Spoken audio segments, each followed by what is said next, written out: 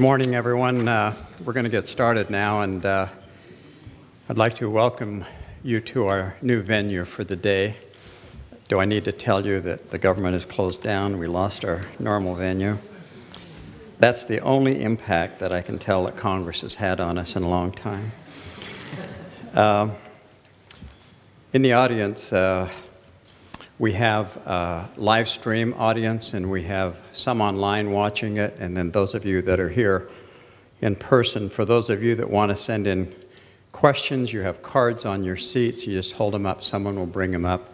And Mattair, Dr. Mattair, will take the questions, and at the question time, we'll go through those. For those of you online that want to submit questions, just submit them at Mideast Policy, and we'll get them. I want to acknowledge a number of guests in the audience. Is Ambassador Mohammed El-Husseini El-Sharifi here? I don't know if he made it, but he did RSVP. We also have members of the Hasib Sabah Foundation, which are some of our benefactors, and Suhail Sabah is here, and we're glad to have you here. We welcome you, but there's a special designation for pointing out the Hasib Sabah Foundation's presence here. Hasib Sabah has long been a supporter of a negotiated settlement in the Middle East. He never took what you would consider to be a radical approach to anything in the Middle East. He was a very generous donor to chairs at universities, foundations. He promoted within the Palestinian community a peaceful resolution to the conflict. So we're always honored to be associated and affiliated with the Hasib Sabah Foundation.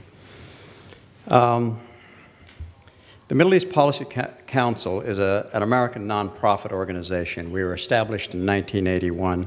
The purpose is to examine issues that affect American interests in the Middle East. We do this through three major programs: a quarterly journal, which not only do we consider it the best journal on Middle East policy in print, but it's in its about 117th series, over 1,300 articles, 500 book reviews. It's been going for the whole time of our 30-some-odd years since '81 as the finest journal on policy. You don't get a lot of theory and a lot of history here. You get policy analysis here. And it's a well-written journal. Second, we convene Hill conferences. This is our 74th since 1993. And third, we do a lot of work with organizations that do outreach to the schools, colleges, and other places around the country. Today, we're talking about the Arab-Israeli conflict. Now, it's not new to any of you in this room. As a matter of fact, it's about 65 years old for those of you that want to not deal with the Bible. Just roughly about 15,000 Israelis have died in the Arab-Israeli conflict, and about 55,000 Palestinians, rough numbers, and countless lives destroyed on both sides over this conflict. And the stakes are really high. It's a pile of rocks called the Holy Land. I call it modern-day idolatry. And it doesn't seem to abate. Today, we want to examine the unresolved conflict that many, including the President of the United States, Commander-in-Chief, generals, policy analysts, say that the national interests of America are dramatically affected because we keep pushing this problem down the road further and don't seem to have enough backbone to do what needs to be done. Today, we want to explore the solution that has been pursued in the past for 2 decades and see if it's still any chance of success, or is there another potentially good outcome to the Israeli-Palestinian conflict that will benefit America's national interests and the people on the ground. Each one of these distinguished scholars will address the issue, and they all have an outstanding record of discussing this issue and debating it in the elite media of the country. The conflict remains at the heart and peace and stability of the whole region and dramatically affects U.S. national interests. And that's what our concern is here today to discuss. So we will take the speakers in the order that you have them. Jeremy, you'll be first. In the order that you have them, is it? Oh, I'm sorry, the program. Yeah, Jeremy, I have your bio first. Professor Lustig will be the first to speak. And for those of you that have the program, his bio is on the back of the program, and he's the fourth one down. And if you'll read that, you'll save him time to deliver his speech. Dr. Lustig.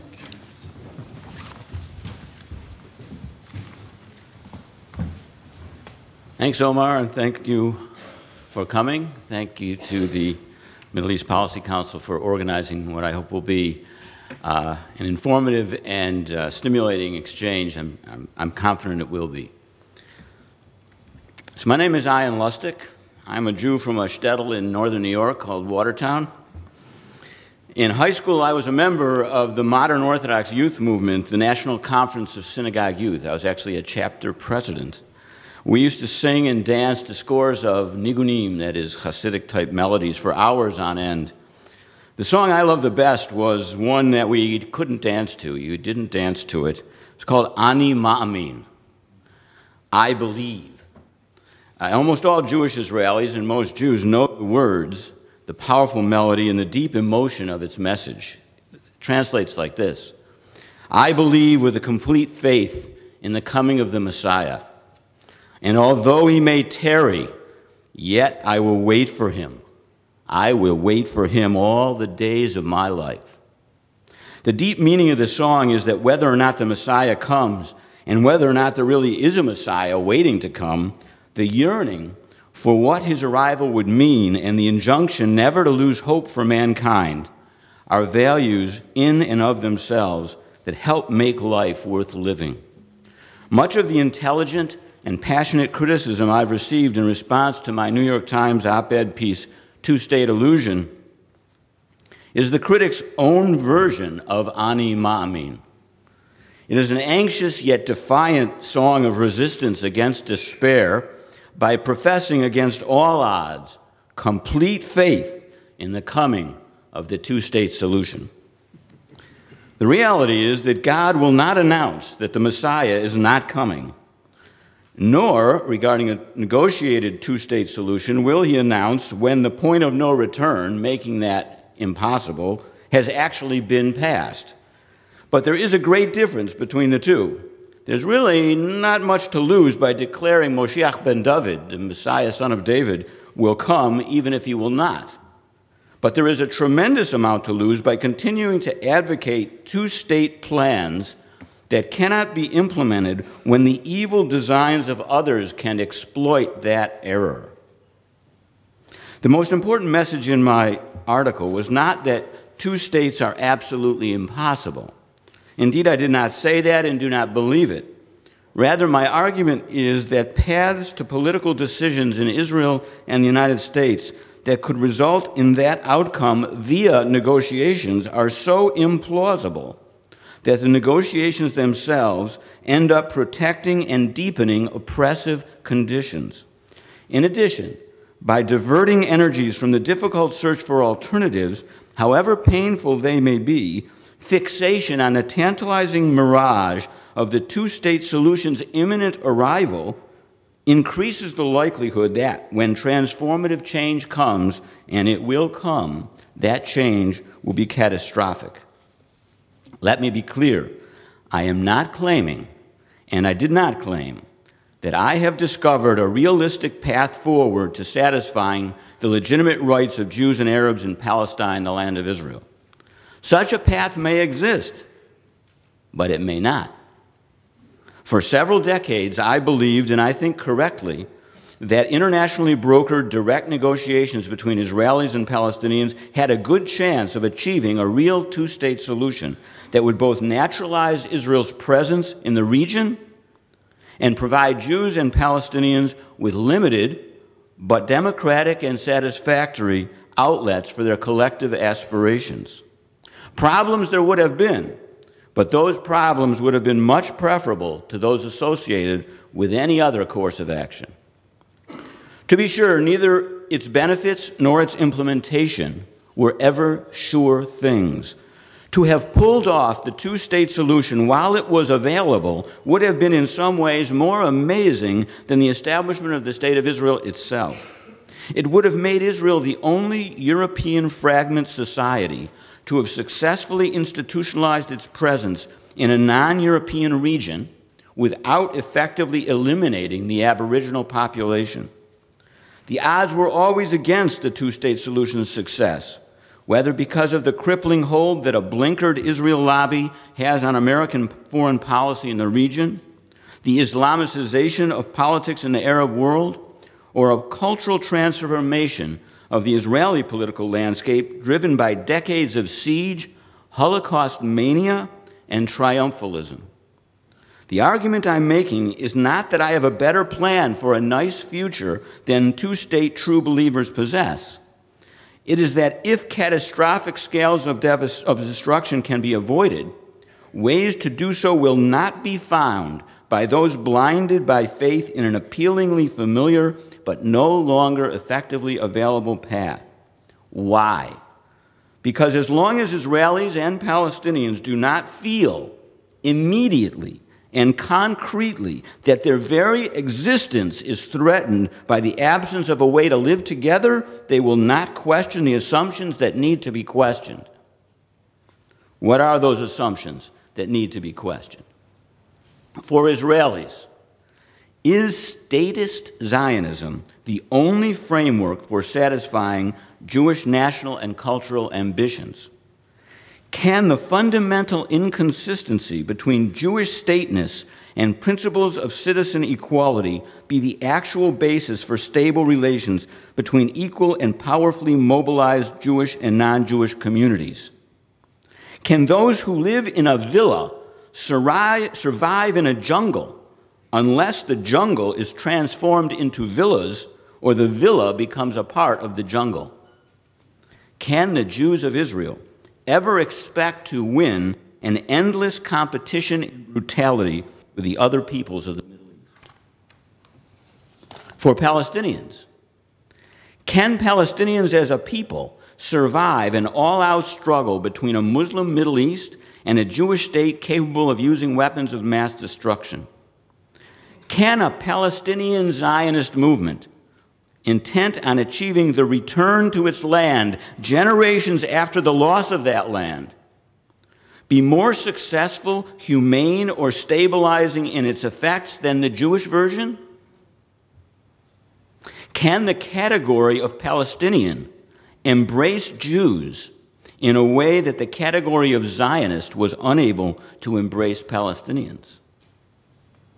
In my essay, I suggest a variety of things that could happen in a radically changed Middle East. I do not offer those ideas as forecasts, but as examples of possibilities that may help two-staters understand the category of theoretically possible but highly implausible, a category which now also includes the negotiated route to a two-state solution. I agree that despite the fact that ultra-Orthodox Jews and Muslims do ally with one another in the Israeli parliament to support segregated schools and strict dietary rules in public facilities, it is a stretch to think of those two groups allying themselves more broadly. Certainly, it is difficult to imagine the circumstances that would lead most Mizrahi Jews in Israel to identify also as Arab. On the other hand, if Germans and Jews could be close allies within 2 generations following the Holocaust, and if my own side of the Jewish world has no problem referring to itself as Ashkenazi, i.e. German, then why think a changing mix of challenges and opportunities cannot lead Jews from Arab countries to acknowledge their heritage in parallel fashion? Politics, as I noted, makes strange bedfellows, but only when circumstances demand it. That's what rough politics does.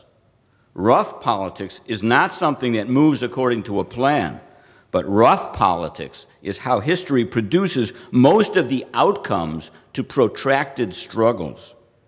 Those outcomes are seldom the solutions that anyone planned for or sought systematically to bring about.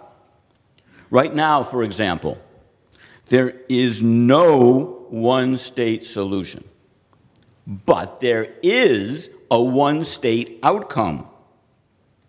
Between the Jordan River and the Mediterranean Sea, there is one and only one real state, Israel. It has shown repeatedly that it can and will send its military forces into any corner of that territory whenever it deems necessary. The Palestinian Authority's nominal administration over some domains and Hamas's position in Gaza notwithstanding, virtually nothing goes into or out of this entire area that the State of Israel does not authorize. The question then is not whether there can be one state in the country. The answer to that question is obvious. There is. The question is, what is that state like, and can it be changed? Are there outcomes available that are more compatible with principles of democratic and human rights for all the country's inhabitants and those with rights to live there? Here's where I agree with the argument that, absent successful negotiations, and no one has produced a scintilla of evidence that these negotiations currently underway will succeed where so many others have failed, absent successful negotiations, Lebanonization or apartheid are the two most likely medium-term outcomes. On the other hand, as we can see from the South African case, and to an extent in Lebanon, neither anarchy nor oppression are durable over the long run. What I have tried to do is draw attention to how the dead plan walking, known as the two-state solution, facilitates the integration of masses of disenfranchised Palestinians into the control system of the Israeli state, blunting pressures that otherwise would be brought to bear on the protagonists and discouraging new forms of mobilization and cultural change. In this way, with its prospects reduced from the plausible to the theoretically possible, a negotiated two-state solution and the discourse surrounding it remain key factors in the political equation. Indeed, the fundamental reason for Prime Minister Netanyahu's embrace of the slogan, drained of all real meaning, of course, is that the tantalizing image of its availability sucks all oxygen out of the political atmosphere. To be sure, the large-scale pressures, mobilizations, and psychological shifts necessary to make progress possible cannot be predicted in detail.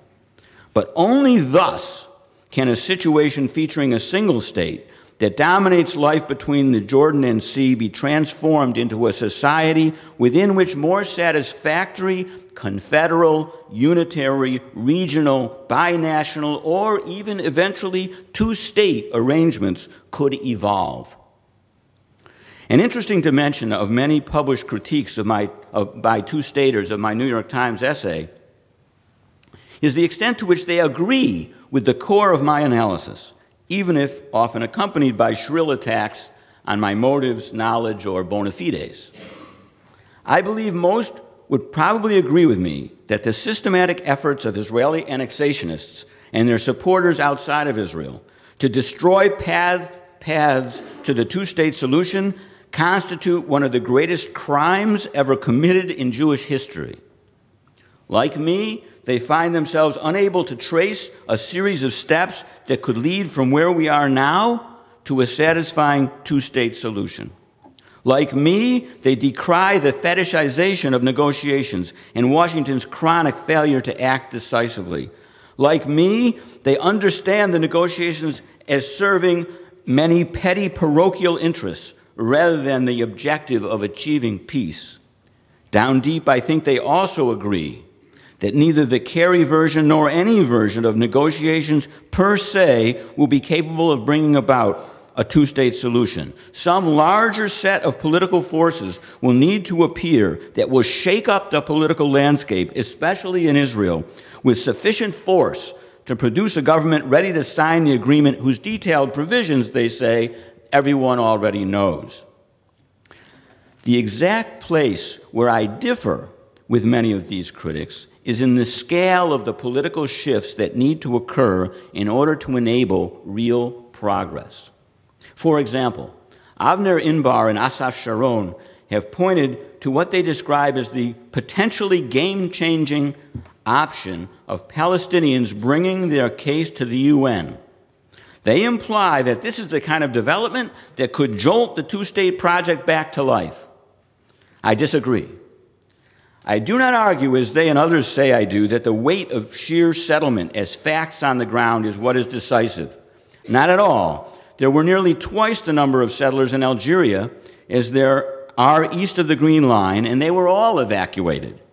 However, that evacuation was not produced by an FLN maneuver at the UN.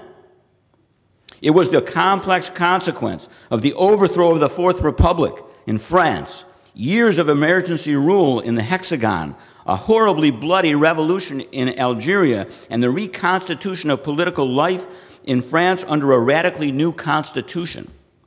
My point is that it is not the settlements per se that are the problem, but the political constellation of power and purpose that produced them, that grows them, and that will protect them.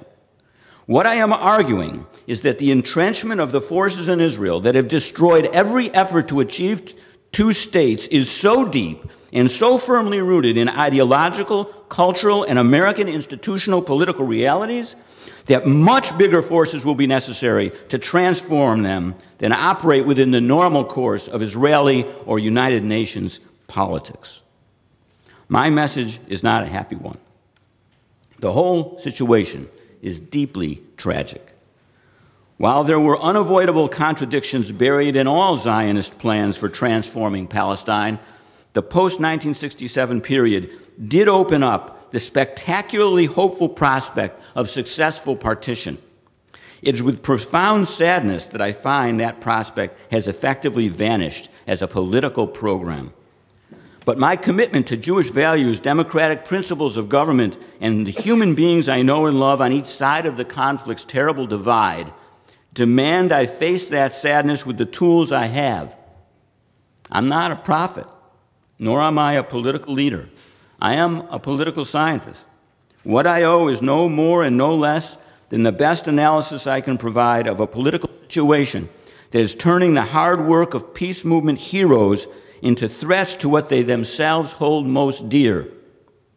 I argued for the two-state solution beginning in 1969, and ironically, for years was called a self-hating Jew because I supported two states.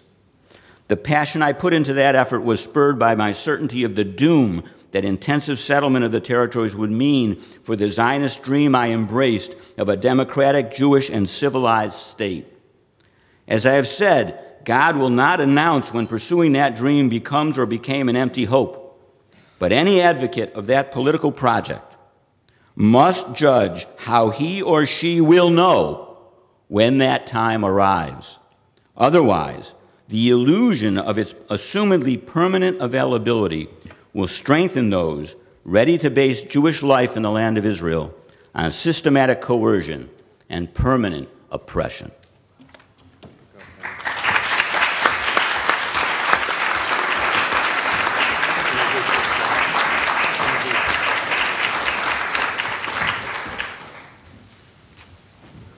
Thank you.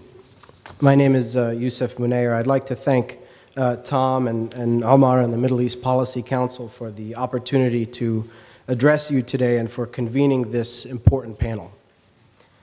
We find ourselves today, 20 years since the Oslo Accords, in a position where many still advocate for two states. And two states, in fact, is the stated policy objective of this country's government, while in reality, we have never been further from two states on the ground. It's time to wake up. What we have today is a one-state reality. The one-state versus two-state debate is not so much a debate about which solution is better at all. To have a debate about which solution is more appropriate, there must first be an agreement about what the problem is we are seeking to solve. Increasingly, the two-state, one-state divide is characterized by an overlapping divide in an understanding of the problem. Two-state proponents see the problem as demographic, leading to the conclusion that drawing a line can solve it. One-state proponents tend to see the problem as one of rights denied, which can only be corrected by fully affording those rights. In my view, the problem has never been about finding space for two nationalisms in one geography, but rather about the basic rights denied to the native inhabitants of that geography for the purpose of empowering just one particular demography. The foundations of Zionism, wrote the prolific and brilliant critic Hannah Arendt, in the 1940s, were laid during a time when nobody could imagine any solution of minority or nationality problems other than the autonomous national state with a homogeneous population. Zionists, she said, are afraid the whole building might crack if they abandon their old ideas. The contrary is true, she says. The building will collapse if we don't adapt our minds and our ideas to new facts and new developments. The interesting question to me is not one state or two. It's clear that the answer is the former. Rather, the interesting question to me, and one that we should all be asking, is why? Why, despite stated policy naming two states as the objective, and despite growing policy advocacy in favor of that objective, are we further from that objective in reality today than ever? The answer, I believe, is even though the truth is blindingly obvious, it's inconvenient for many, especially politically. This forces two-state proponents to formulate advocacy based less on the landscape on the ground and more on the landscape of argumentation. More often than not, this means behaving reactively and operating in the little space left available for dissent in an overwhelmingly Zionist discourse in Washington and more broadly in the United States. This approach is problematic, to say the least, and leads to the promulgation of several myths. These myths end up creating expectations that are never fulfilled. One state or two, we must correct this method of advocacy or continue to watch it falter. Allow me to enumerate the three most problematic myths. Myth number one, Middle East peace and the creation of a Palestinian state is a, quote, vital national security interest of the United States. I can't tell you how many times I've heard this, especially from those dedicated to two-state advocacy. This became something of a battle cry after 9/11. The logic being that the blowback from prolonged U.S. support for Israel at the expense of Palestinians will cost the United States. This much is true. Palestine is the bleeding heart of the Arab world and the cause of discontent among many across state borders. But a vital national security interest? That's beyond a stretch. Let's define this for a moment. A vital national security interest is, in plain terms, an interest the United States would use military force to defend. Seeing that the United States will not so much as condition aid to Israel in an effort to change its colonial behavior in the West Bank, I think it's safe to say that there is nothing vital about this interest. The United States' vital interests in the region are straightforward. It cares about maintaining Israel as an ally in the region and propping up other allied regimes. The overarching goal in the region has always been the same: ensuring stability to facilitate the free flow of natural resources out of the region. Now, Palestine can be connected to this. There's no doubt that the prolonged statelessness of Palestinians has had destabilizing effects on the region that nearly even brought the United States to war. In Jordan in the fall of 1970, the United States was only a few Syrian tanks away from what could have been military confrontation with the Soviet Union. But much has changed since then. The instability of Palestinian statelessness has largely been contained to the occupied territories, thanks to an abomination known as the Oslo Accords, which imploded a problematic PLO into an even more problematic Palestinian Authority, and, of course, thanks to steadfast Israeli repression. So the question of Palestine is far from being a vital national security interest for the United States. That being said, a peace agreement could serve U.S. interests in the region, insofar as it contributes to regional stability. But this is a secondary, if not tertiary, objective. This means that while it might serve U.S. interests, Crafting policy to achieve it involves a calculus that gives great deference to other interests, including domestic political constraints, which are strongly opposed to this end. This brings us then to myth number 2. Myth number 2, ending the occupation is in Israel's interest. This, too, is a popular mantra of two-state advocacy, the idea being that Israel, an ostensible Jewish and democratic state, cannot subjugate millions of voiceless Palestinians without an identity crisis. But this dangerously conflates the interests of the state with the interests of maintaining this identity. Israel's claim to Jewish democracy and Israel's interests are two very different things. This much is evidenced by the fact that a growing number of Israelis are perfectly willing to jettison the notion of democracy in favor of demographic supremacy and keeping the majority of the settlements. So what interests are involved in the occupation, and perhaps more importantly, what interests weigh into the decision to end the occupation? Israel today is a strong state with a thriving economy. True, it is increasingly isolated in the world, but few Israelis seem to genuinely care. Hundreds of thousands of Israelis, about 10% of the population, live in occupied territory. These folks vote, and they vote in growing numbers. In a study I did on Israeli election data from 2009 and 2013, the most recent election, the most striking thing I found was when you disaggregate settlement voters and non-settlement voters. What you find is over a 4-year period, there was a 6.2% increase in the number of eligible voters outside the settlements, whereas inside the settlements, that increase was a remarkable 45% over 4 years. This is due in part to state policies of settlement expansion and financial incentives encouraging the transfer of civilians to the settlements, but also due to the stark disparity in birth rates between the settlements and those not in the settlements. Couple this with the fact that while turnout in the main population centers outside the settlements, like Tel Aviv, for example, was about 62%, turnout in the settlements was 78%. Then throw into the mix the fact that most Israelis that did not vote for Likud or the religious nationalist parties are more concerned about the price of cottage cheese than some abstract notion of identity, and you can clearly see why Israeli settlers and their interests are overrepresented in the decision-making officialdom in Israel and will continue to be into the future. But these are just the political costs. There are other costs associated with Israel making the decision to end the occupation. Some naively argue that since Israeli settlements exist by virtue of the Israeli military's defense of them, if the Israeli military withdrew, the settlers would quickly leave. But as we saw in Gaza, there is nothing simple or cheap about this exercise.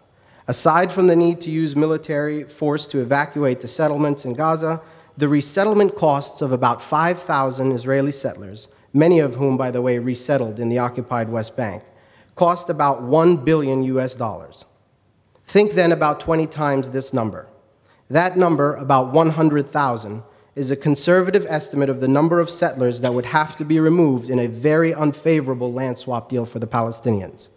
This is not Yamit we're talking about here. But let us, for the sake of argument, think about that number. Based on resettlement costs from the 2005 withdrawal, which is, by the way, in 2005 dollars, this would cost about 10% of Israel's current GDP. Add to this the additional value Israel gains from the occupation, including the exploitation of the land and resources, prime among which, of course, is precious water. Israel illegally takes some 80% of the mountain aquifers' water, which is located in the West Bank. That water is a significant portion of the state's supply, 60% of which is devoted to domestic agriculture. In the last few days, the World Bank released an important and detailed report on the impact of Area C closures on the Palestinian economy.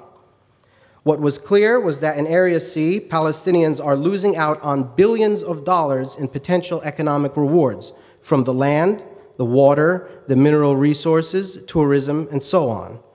What is not explicitly stated, but is nonetheless clear, is who is reaping these economic rewards in the meantime? The State of Israel. Some will concede that Israel reaps many rewards from the occupation, but note that there are also costs to a prolonged military presence in the West Bank. Surely there are. But those costs have only become more and more bearable under the two-state framework and its peace process. In fact, Israeli defense consumption in relation to its GDP is, in recent years, at record lows. Over the course of the past 20 years, that number has halved. So while there are military costs associated with the occupation, they have only declined and continue to decline during peace processing, while the rewards of occupation and the costs of withdrawal have only increased in large part thanks to the same process. If we're going to talk about Israel's interests vis-à-vis the occupation, let's talk about real, cold, hard interests, not abstract interests. It's only the former that actually influences state behavior. This brings us then to myth number 3. Myth number 3, the status quo is unsustainable. It's said that a lie told often enough becomes truth. I don't know if that's the case, but I do know that a lie told often enough might be repeated by the president and other principals of his administration. Indeed, in 2011, President Obama said about Israel, quote, "Precisely because of our friendship, it is important that we tell the truth. The status quo is unsustainable. The dream of a Jewish and democratic state cannot be fulfilled with permanent occupation." The same was uttered by his then Secretary of State, Hillary Clinton. If anything has been sustainable in the turbulent Middle East for the last half-century, longer than Mubarak and longer than Gaddafi, it has been Israel's occupation. Sure, nothing is sustainable forever. At one point, I suppose the Grand Canyon was just a river. But it's particularly disingenuous to hear this language from the very officials who are crafting policy to ensure that the status quo remains sustainable.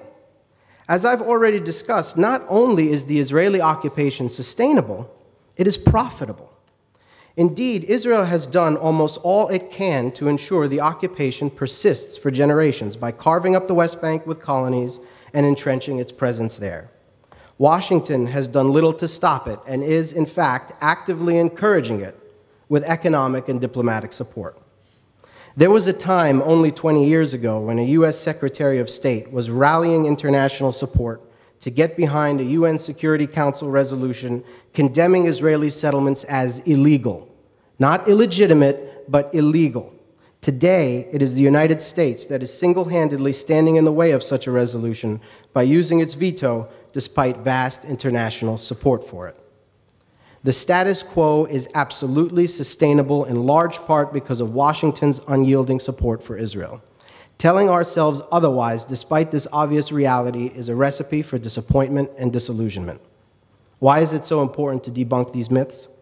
By allowing these myths to be our assumptions, we permit unrealistic expectations to come about. If, for example, a peace deal was a vital national security interest of the United States, and if ending the occupation was in Israel's interest, and if there was an urgency created by an unsustainable status quo, well, then you'd expect all that is necessary is to bring the parties together to the negotiating table for a ripe deal to be made. If power acts in its interest, and with these assumptions we'd think that would be the case, the negotiations should lead to the desired outcome. Instead, as we have seen, negotiations have only led to the opposite outcome. In fact, it is due to the illusions these myths create that many can't see the blatant double standard so perfectly captured by President Obama himself in recent weeks.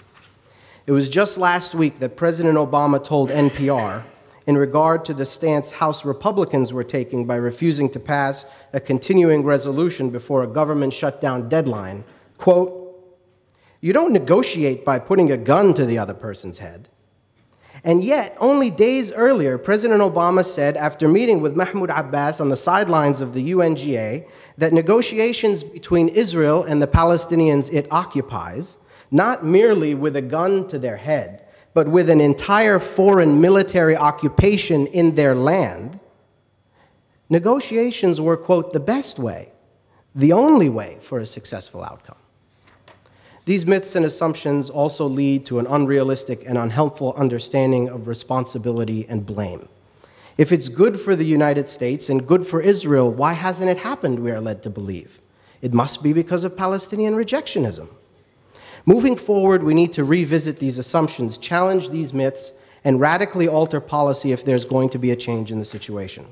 Here's what most liberal Zionist two-state advocates and what most other two-state advocates constrained by U.S. domestic politics don't want to tell you or are afraid to tell you. Without massive, and I underscore massive, pressure on Israel, Israel has no reason to change the status quo. Advocacy for a two-state outcome without advocacy for massive pressure on Israel to bring it at minimum into full compliance with international law is, in effect, advocacy for perpetual occupation and is in part responsible for the morass of today. All of this brings us back to the more fundamental question. Should policy advocacy aim for what is right, fair, and just, or should it aim for the path of least resistance given the powers that be? I don't know where the United States might be if Martin Luther King chose the latter. I don't know where South Africa might be if Mandela chose the latter. I do know, however, where Israel-Palestine would be if advocates continue to choose the latter, precisely where we are today, but with more settlers and an even deeper-rooted version of Israeli apartheid. It's time, as Hannah Arendt said, to adapt our minds and our ideas to the present reality and imagine new paths forward. Thank you. Introduce yourself. Introduce yourself. Okay.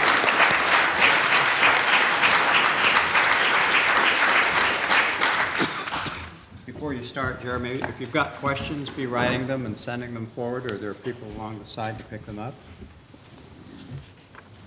So, well, good morning, everybody. I'm Jeremy Benamie. I'm the president and founder of J Street, and perhaps the foil for today's discussion.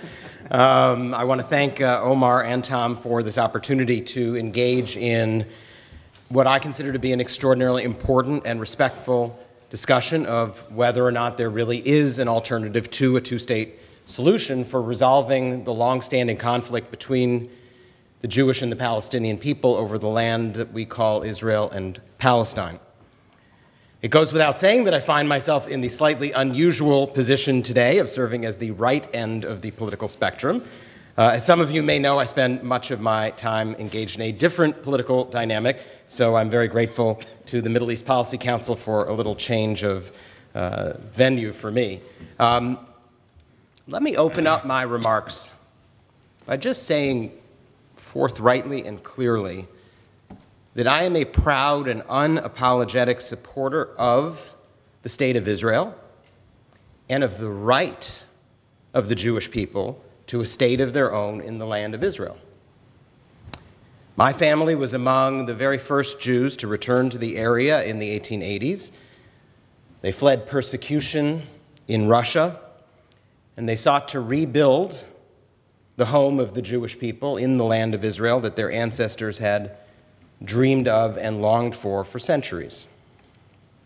The movement that they were a part of, Zionism, fit neatly into a larger trend in the 19th century towards nationalism that blossomed as peoples across the globe sought to establish their right to self-determination and to claim a place among the community of nations. So today, most of my family lives in Israel, as I myself did for several years, and I remain firmly committed to both the necessity of a Jewish homeland and the justice of its existence, its defense, and its survival. My belief in Jewish nationalism is rooted in history, both the millennia-long connection of the Jewish people to the land of Israel and the need for one place, somewhere on the globe, where Jewish people can live safely and securely in a home of their own, given our people's tragic history when living in the lands of others. Let me state equally proudly and unapologetically that there will only be security, peace, and justice for the Jewish people and their national home when there is security, peace, and justice for the Palestinian people. I and J Street, the organization that I represent, do believe that the Palestinian people have the same right to freedom and to self-determination as the Jewish people. I and J Street do oppose the ever-expanding settlement enterprise on the West Bank and the ongoing occupation that exists in post-1967 occupied territories. The present situation does threaten the national interest of the state of Israel, a state that is only the home of the Jewish people if it is both democratic and Jewish in nature. And the present situation threatens Israel's long-term survival physically, but it threatens the moral fiber of the Jewish people as well. So those starting points lead directly to the question we're here today to discuss, which is, how do we resolve a conflict between two people who both have valid rights and claims? For all the complexity at the heart of this conflict and for all the deep emotions that it understandably taps over not just the past 45 years, not just the past 60 plus years, not just the past 100 years, but over millennia, I do maintain that this conflict must be understood as a conflict between two people who have a legitimate and conflicting claim to one piece of land. And I only see three options for resolving that conflict. One, continue to fight until somebody wins and takes control of the land in its entirety. Two, divide that land in some way and agree to be satisfied with only a piece of what you want. Or three, to share it without dividing it. I firmly believe that there is only one viable option, and that is the second, division of the land into two independent states. I hope that all of us in this room, everybody on the panel, would join together in rejecting option one and agree there is no zero-sum solution in which one winner takes all. Well, there are those on both sides of this conflict who may harbor that illusion. Theirs is a path that is paved in blood, pain, and suffering that I hope all of goodwill seeking peace reject. But I know that many in this room and on this panel would argue for the third option, for sharing the land. I understand the frustration over the failures of the last 20 years since the beginning of the Oslo era. And I understand that faced with that frustration, they suggest stopping trying. Don't try to divide what can't be divided. Start figuring out how to live together as one big, happy family in one big, binational state. Let me just note that on my right, politically as well, there's growing interest in exactly that, in a one-state outcome, but for different reasons. In the version of one state supported by the settler leaders whom we all oppose, and by Israel's most right-wing politicians, all those from the Jordan River to the Mediterranean Sea would become part of one big state, but they wouldn't share equal rights. I'll assume for the sake of discussion here, and I've heard that this morning, that those on the panel with me are only considering one-state options that incorporate having equal rights, regardless of race, religion, and background. And I do understand, Professor Lustig, why this one-state model has some attraction, especially for American liberals who've become used to lauding the development in our own nation of an increasingly multi-ethnic and multicultural society. If we all manage to get along here in America, surely Israelis and Palestinians, Jews and Arabs can get along just fine in some imaginary single state. Let's call it Israeltine. I don't view this as a solution. I don't call this a one-state solution. I regard it instead as the perpetuation of a one-state nightmare. And a quick review of the political trends in recent history around the world shows we're moving away from and not toward some form of humanist utopia. Look at the former Yugoslavia, which split into 7 separate nations amid a frenzy of bloodshed and ethnic cleansing. Look at Belgium, where French and Flemish-speaking Belgians are barely on speaking terms. Or at Spain, where Catalans are joining hands in a human chain 250 miles long to demand independence. Czechs and Slovaks recently agreed to go their own separate ways. Even the Scots want out of the United Kingdom. And then there's the Middle East, where the fabric of multinational coexistence, which was enforced for centuries by the Ottomans and more recently by military strongmen, is violently unraveling before our eyes. Lebanon is torn between Shiites and Sunnis, Christians and Druze, barely hanging together. Iraq remains tormented by bloody terrorist attacks. Egypt's Coptic minority is the frequent target of attacks, and of course Syria has disintegrated into an all-out civil war. Forcing a roughly equal number of Jews and Palestinians to coexist in one state and to compete for political power, economic resources, and overall control is not a solution. It's a formula for similar tension, conflict, and bloodshed.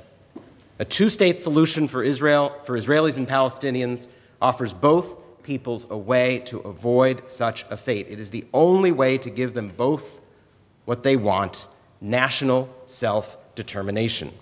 And I, again, understand the deep frustration over a generation now of trying to reach a diplomatic solution. And believe me, I also understand the lack of belief that the present Israeli government intends in good faith to end this conflict. But I don't buy the notion that the obstacles in the path of getting to the goal of a two-state solution mean that the destination itself is wrong. To my mind, the right answer is to redouble our efforts to remove those obstacles so we can reach our goal. And I'm pleased to say that with the energy and determination that is being brought today to the cause by Secretary Kerry, there is reason for renewed optimism. If these efforts fail and the two peoples end up forced to live together in one state, I see little chance of that turning into a blissful paradise of equality and coexistence. Instead, I think we would be condemning our children and grandchildren to a never-ending cycle of violence and bloodshed as both people seek control and dominion over the other. I look forward in the coming discussion to understanding better how those who promote a one-state future propose to deal with the practical issues, such as establishing the political rules of engagement in such a state. Who gets to vote? Who has the right to citizenship? How are resources allocated? How are the national defenses of this hypothetical state established and run? And how do all these rules get set in the first place? Wouldn't the negotiations over establishing such a system be at least as complex and even less likely to succeed than the negotiations over a two-state solution? All of our children and their children and the generations that follow will be far better served if the Jewish people and the Palestinian people each have a country that they can call home. Each of these two nations should provide full and equal rights to all citizens regardless of race, ethnicity, or religion. Religious freedom and the rights of all people in both states should be fully respected, and full access should be provided to the religious sites of all faiths. Two successful states for two peoples living side by side could potentially bring those peoples far closer together than they are today, affirming similar economic, security, and cultural interests rather than their differences. But for now, my focus is not on idealism, but on a practical solution to a generations-old conflict, a conflict that has taken too many lives, caused too much suffering, and needs to be brought to an end. And the only sustainable, long-term resolution to this conflict is one that meets the most basic requirements of both parties: security and independence from one another and self-determination. I understand that the bottom line for the Palestinian people in any resolution is that their rights must be recognized and respected, and wounds must be healed. In particular, that means a just and agreed resolution to the refugee issue. But I ask in return that the bottom line for the Jewish people be recognized and respected as well. And that is that the security and survival of a national home for the Jewish people in the land of Israel be recognized and guaranteed. And that will only happen through a two-state solution. Anything else is not a formula for resolving the conflict, but for perpetuating it. Thank you.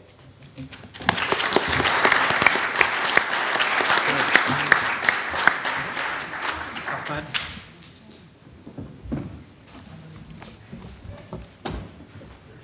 Ahmad, introduce yourself.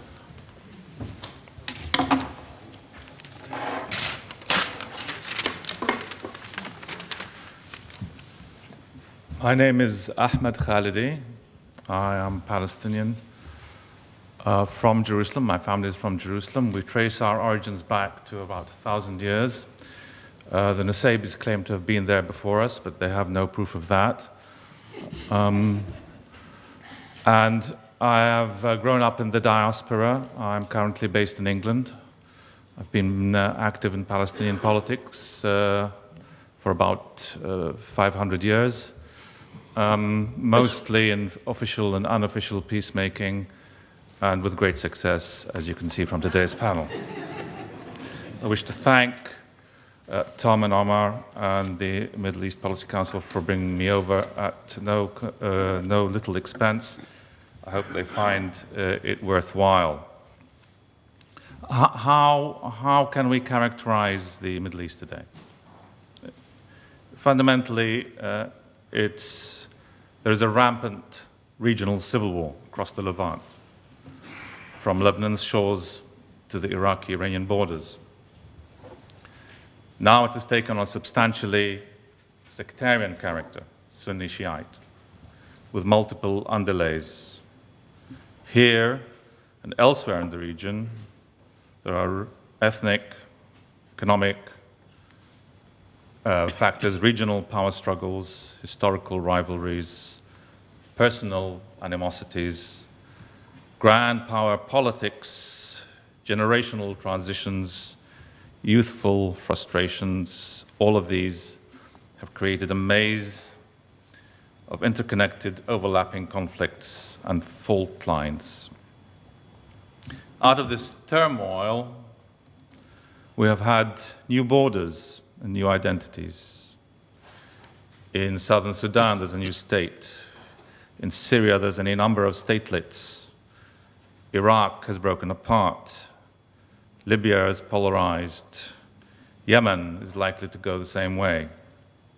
And the map, as has been now widely recognized, is changing shape, and its geopolitical permutations remain unpredictable. Will there be a new Kurdish state, for instance? Will new tribal and confessional entities redraw the region along more or less stable lines? Will the collapse into more primordial and less heterogeneous policies, or polities rather, ultimately bring peace and coexistence? Or will the forcibly cleansed ethnic, tribal, or confessional entities that are emerging remain in perpetual conflict and competition? Will they be at least as much a source of chronic instability as their predecessors? We've already seen the tide of shifting, competing axes and alignments come and go. Alliances and forces appear and wither. Yesterday's Muslim Brotherhood, which seemed to be sweeping through the region, is now being swept out of power, apparently in relentless retreat. New powers have emerged, dominated, and then receded. Qatar, yesterday's master of the region, today has shrunk back into its football stadiums. Old players appear to be on the verge of extinction, only to prove a confounding survivability and sustaining power, our good friend President Assad of Syria. Where is the Palestinian-Israeli conflict in all of this? Certainly, it's not the most visible. And compared to the rest, it is in a pacific moment, a relatively bloodless one, thank God. But visibility should not be confused with saliency. The Palestine-Israel conflict, amongst other things, is the point of convergence and intersection between almost all the elements that I have mentioned above: borders, ethnicities, identities, religion, nationalism, all come together here on this ground.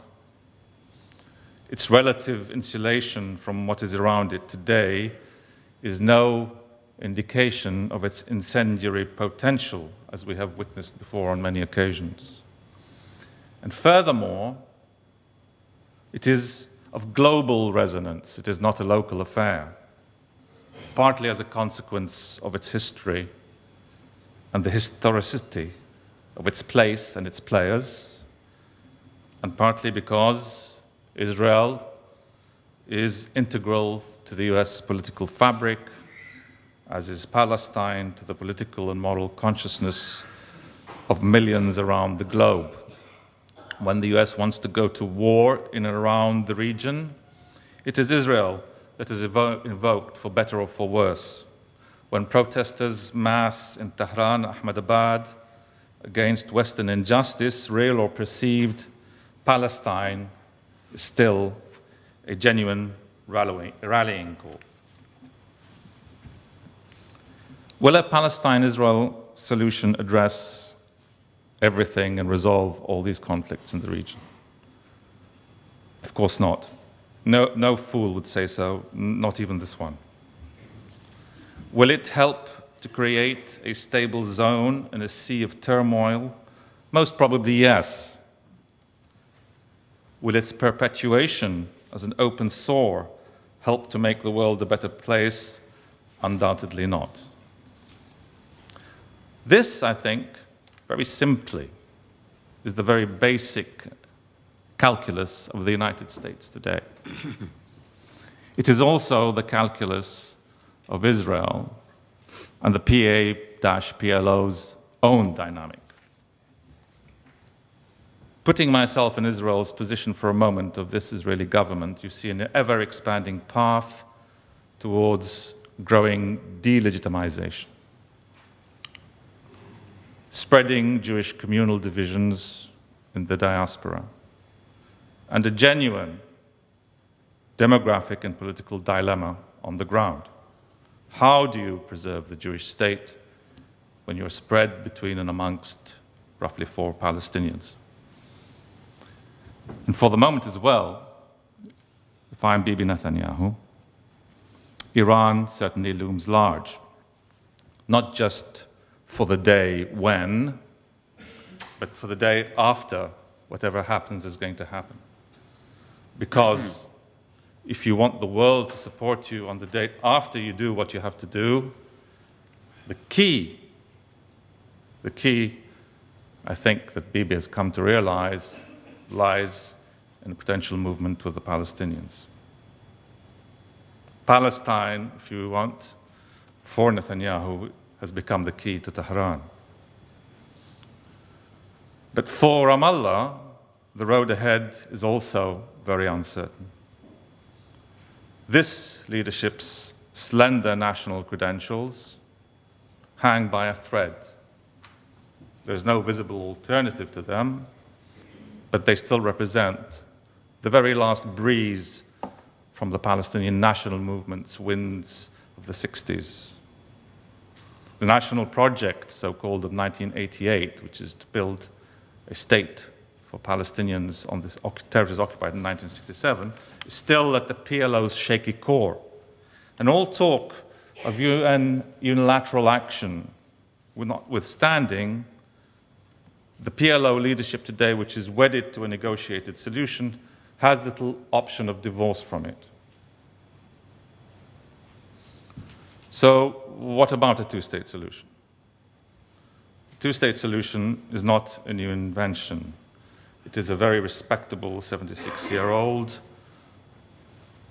Peel, Lord Peel in 1937 was the first to propose a two-state solution. It was, of course, tried in 1947 again. It was manifestly unacceptable from the Arab point of view then. This is not the place to debate it. But it only really sprung back to life after the PLO adopted it unilaterally in 1988. Indeed, the much maligned Yasser Arafat is today the father of the latter-day two-state solution. It seems to have been forgotten by all those who are adamantly supporting it today that it was adamantly opposed yesterday by the US and Israel for almost a decade. Even in 1999, just before Camp David, Mr. Barak, the leader of the Labour Party in Israel, refused to include the two-state solution on the Labour Party electoral program. It was not until 2003, paradoxically, that it was adopted by Israel, and not until by Sharon, and not until 2009 that Bibi was converted to it. But nonetheless, it is today the only vehicle that is the common ground between all parties to the conflict: Israel, Palestine, and Arab. Even Hamas does not oppose in principle, and it would take a massive political earthquake to shift this cumbersome ship from its course. The fact is that there's no real plan B. There's no negotiable solution. There are many other options, but if we're talking about negotiations, there is no negotiable solution to a alternative to a two-state solution. The practical alternatives are unacceptable to one or both parties. An interim or provisional state or process on the one end, or a one-state solution on the other. And in between, the whole range of unilateral actions that will only involve, at best, a partial and temporary solution. I do not want for the moment to dispute the difficulties of reaching a fair and sustainable two-state solution. There is no doubt about the narrowing window that Secretary of State Kerry spoke of earlier this year at his confirmation hearings in Congress. I personally came to this conclusion many years ago. How does one shift 500,000 settlers out of the West Bank? How does one divide Jerusalem in a way that's workable? How do you get the Israelis out of the Jordan Valley after Bibi Netanyahu's told Abbas that he wants to stay there for 30 years? How do you ensure Palestinian security against future threat? How do you resolve the refugee problem and address the issue of a Jewish state? The problems of negotiating have to do with signing, ratifying, implementing, verifying, and then sustaining. Signing, ratifying, implementing, verifying, and sustaining. And these are immense. The first, that of negotiating, is just the very, very first hurdle. In spite of all of this, I believe that the prospects of actually reaching an agreement today are not negligible. And we should be prepared, not because the parties have suddenly turned to peacemongering, if there's such a thing, but because the short to medium term, in the short to medium term, every other alternative looks worse to one or both sides. And this is not about optimism or pessimism. It's about reading which way the compass, which direction the compass is pointing. A catastrophic failure of the talks, however, should lead to a rethink. And again, this is not necessarily new. I've been recently involved in a 5-year-old project now called the Parallel State Project, which is the book's just about to be published by, I think, California University Press, edited by Mark Levine and Matthias Mossberg, which is a very interesting idea. The idea is that you take the whole of mandatory Palestine and you have two states, one superimposed over the other, so that, for instance, all the Jews in the land would vote in one parliament, all the Arabs would vote in another, and you could see how this may or may not work.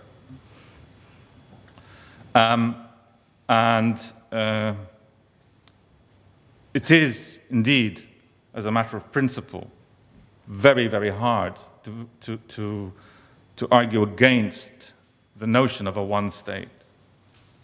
Ian Lustick makes a very good case, not necessarily for the one state as a virtue, but the one state as a possible outcome. But I would say that it's very hard to dispute the vision of a civic state with one man, one vote, in which everyone can live wherever they want in the whole of mandatory Palestine.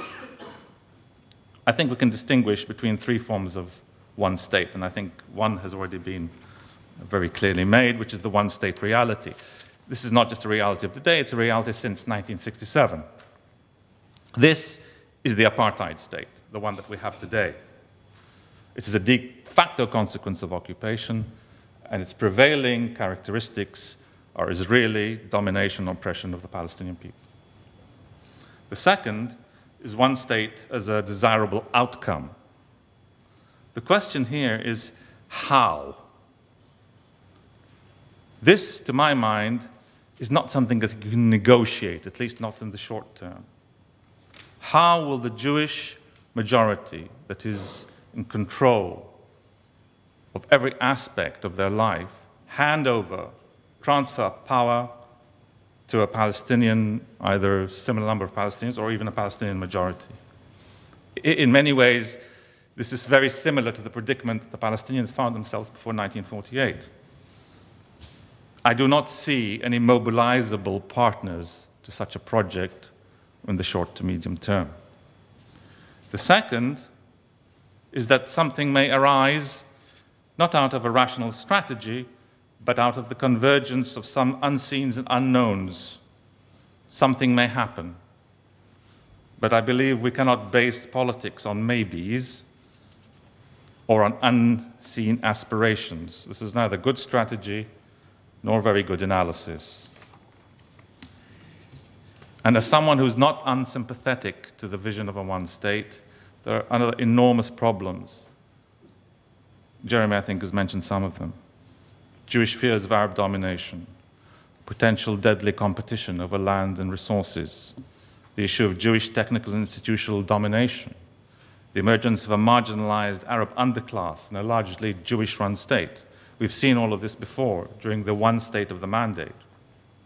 And furthermore, the region is not providing a perfect model of harmony and communal existence for one to draw on.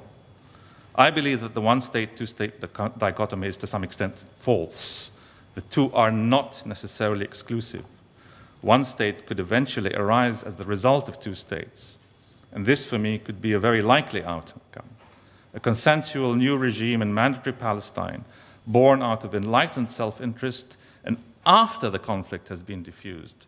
And this is where the European model becomes relevant. It only took a very few years from the end of World War II to the beginnings of the EU.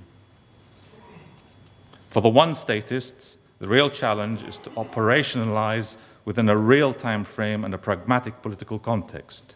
How, in essence, do you get Israel to de-Zionize itself in an era of ethnic and religious retrenchment, and at a point where Israel's Jewish population is becoming more nationalist, more religious, more Jewish than Israeli, if you like? Ovadia Yousef's 500,000 mourners yesterday attest to this. But the one-state, two-state dichotomy is not the only consequence. Other things may move as well. The worst case is a descent into intercommunal violence that is now all too common across the region. If Sunni can slaughter Shiite, Arab and Jew within and across the Green Line are perfectly capable of following suit. A more hopeful scenario is one where the Palestinians retrench and reconnect in peaceful pursuit of their three primary national aims: full civil rights in Israel, end of occupation of the territories occupied in 1967, and a fair, just, and justifiable deal for the 1948 refugees, a struggle in which the precise form of national statehood takes second place to other goals. Thank you. Excellent. I don't remember having a more clear, intellectually rigorous with a stack of integrity that 4 speakers could present to an audience today. I can't thank you enough for your presentations, how outstanding they were, and how honest and rigorous you were about it. And Jeremy, you were brought because of your intellect, not as a foil. For those of you that have questions, would you just hold up your card and we'll start them. We'll start the questions and the discussion with Dr. Mattair leading, and then we'll take questions that were handed in, and then we'll take questions from the floor. Tom, okay. Do you want to take the podium, or do you want to do it from there? Tap it. Yeah, can you hear me? Yep. Okay. I will start with a couple of questions and then ask the panelists to respond to what the others have said and then take questions for the floor. I think I'd like to start with a question for Jeremy and Ahmad. Given all of the settlements and the bypass roads and the wall and the separation of Gaza from the West Bank and the political strength of the pro-settlement forces, what are the steps that would have to be taken to make a two-state agreement possible? And actually, Jeremy and I were talking for a minute before the conference about how much evacuation of settlers would be necessary, how much dismantlement of obstacles would be necessary, and how would you patch together the political forces in Israel and the United States to make all that a possibility?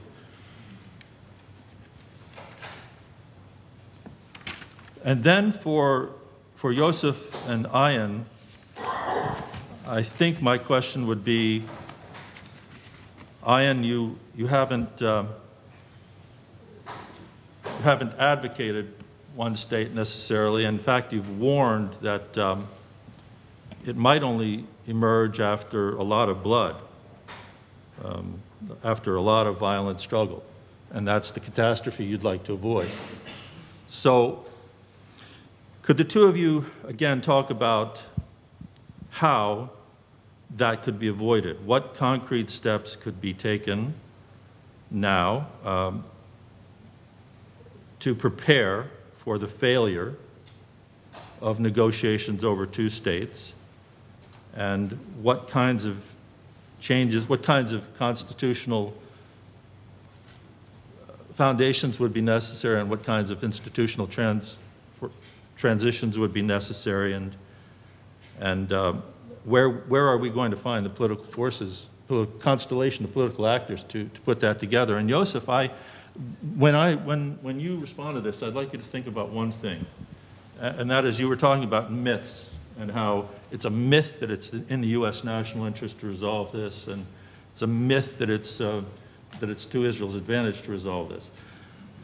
It all depends on how you define interests and objectives and strategies, and maybe when you point to American behavior, you're talking about American objectives and American strategies that actually don't conform to American interests. That because of domestic politics and because of a lack of courage and because of a lack of clear thinking, we've got objectives and strategies that are not in the interest. And so maybe it's not actually a myth. That's suggested. So those are my questions. Maybe we could start with Jeremy and Ahmed. And you can do that from your seats, yes. Okay, thank you very much. I'll address the two questions you asked me, although I have opinions, of course, on all of them. But the two questions are, what steps practically can still be taken to achieve a two-state solution, what, given all the obstacles, is possible? And then two is about the politics, both in Israel and here in the United States, and I'll particularly talk about the Jewish community. So first of all, my basic argument about why the notion that somehow a window has closed in a manner that can never be opened again on the two-state solution is that all of the obstacles, all of the barriers, which are enormous, be they roads or army bases or walls or buildings, whatever the case may be, the obstacles are, at the end of the day, man-made. And with sufficient political will, recognizing the balance of interests that you began to discuss, they can be man-unmade. It's not easy. Moving 70 to 100,000 people in the context of a negotiated two-state deal from beyond the ultimate border that will be established back to the state of Israel, within the state of Israel, will not be an easy task, and it will require, I believe, wrenching conflict within Israeli society and the Jewish community more broadly. But somebody said resettlement of even as many as several 100,000 people. I think it will only end up being in the neighborhood of 100,000, but even were it several 100,000 people, it implied that it's not possible. And all I would say is just remember that in the 1990s, the state of Israel absorbed 1 million Soviet Jews who had to leave and wanted to leave the Soviet Union. And within a decade, those million people were housed, employed, integrated into Israeli society without benefit of understanding the language and the culture and all the rest of it. And so it is not impossible. The window can be propped open. The window can be reopened. There is no such thing in a man-made problem as an inability to solve the problem. There just needs to be the will to do it. So I don't buy the concept that this two-state solution is ever actually dead. It will only keep getting more and more costly and difficult to get there. And as I said in my opening remarks, the road that we will have to travel, as Ian said, is going to be bloody and awful, and people will suffer. So that's my answer on the first question about what practicalities. On politics, Israel first. The elections earlier this year marked a tick back towards the center for the Israeli political pendulum. The right-wing bloc today has fewer members than it did prior to the January elections.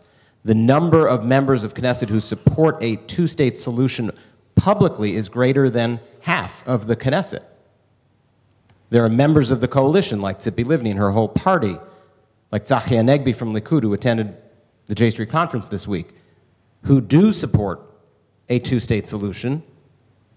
And the politics actually in Israel are resulting in a more extreme right wing, but a right wing that's smaller, and a growing recognition on the center right that in the national self-interest of those who believe in a democratic Jewish home in Israel, in the national interest, there must be a two-state solution. So I would argue that the politics in Israel are actually not shifting inexorably over to the far right, but are in the process of shifting back towards the center, and that the extremists in the settler party and within the Likud are the ones that are becoming smaller and isolated. In the American Jewish community, one only needs to look at the recent surveys that just came out in the last week. One was by the Pew Research Center that talked about the views of Jewish Americans on these topics. And then a second was just published yesterday by the Jewish Council on Public Affairs, which looked at opinions of rabbis, about 600 rabbis in this country. The positions of the American Jewish community on these issues are deeply in line with the two-state outcome that I am outlining. And the political atmosphere in this town is changing. The political atmosphere in this town is coming to recognize that the more extreme right-of-center voices in the Jewish community that we always thought spoke for the entirety of our community do not speak for the entirety of the community, that there is not only a diversity of views within the Jewish community, but actually a majority within the Jewish community who hold moderate, rational, sane views that understand that only through compromise and a two-state solution will there be peace and security for Israel in the long run. And that is changing rapidly. My organization is a symptom of that, perhaps in some ways a bit of a catalyst, but at least a part of a larger wave that is emerging in the American Jewish community. So I would argue the politics here and in Israel are not as bleak as they are sometimes portrayed, and I would argue that the obstacles that do exist are, in fact, removable at great cost, but with the right political will can be done.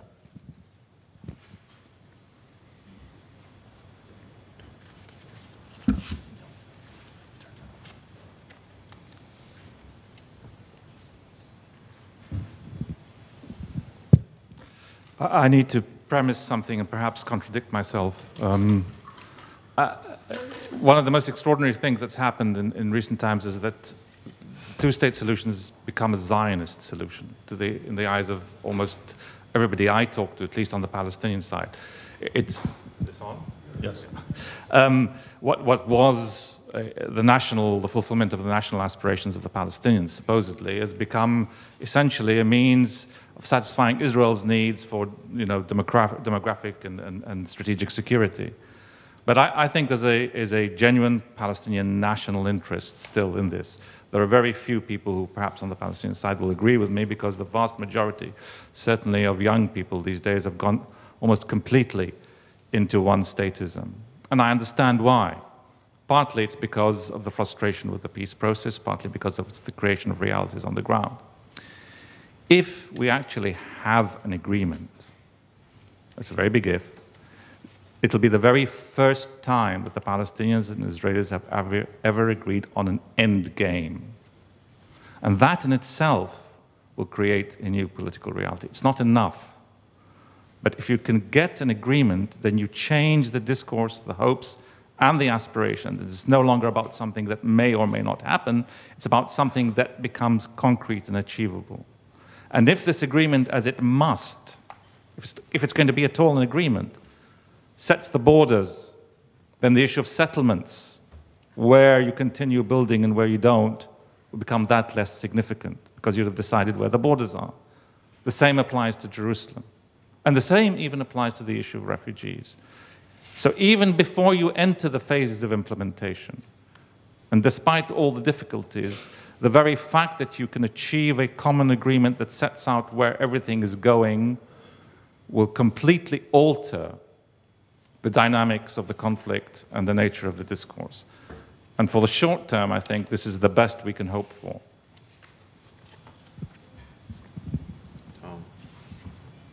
Yes, Ian, do you want to take that second question or comment on that? Actually, I want to take the first question. I think the second question, maybe Yousef is more focused on it. I'm really focused on this first question. Now, I want to take direct issue with some of the things that Jeremy said in the sense of what's omitted when you accept that line of analysis. There's a huge difference between something being possible and something being plausible enough that it's worth entertaining. If you make the argument that everything that's man-made can be unmade, Israel is man-made. It therefore can be unmade.